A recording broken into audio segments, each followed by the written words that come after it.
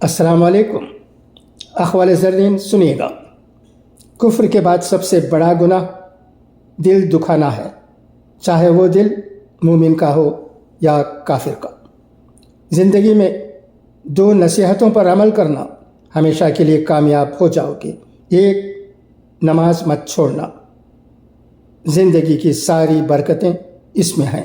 اور دو، اپنی نظر کی حفاظت کرنا، گناہ کی بنیاد یہیں سے ہوتی ہے۔ ٹھوکر وہی کھاتا ہے جو راستے کا پتھر نہیں اٹھاتا۔ کمزور لوگ انتقام لیتے ہیں، طاقتور معاف کرتے ہیں اور سمجھدار لوگ نظر انداز۔ انسان کا دل توڑنے والا شخص اللہ تعالیٰ کی تلاش نہیں کر سکتا۔ خدا حافظ، فی امان اللہ۔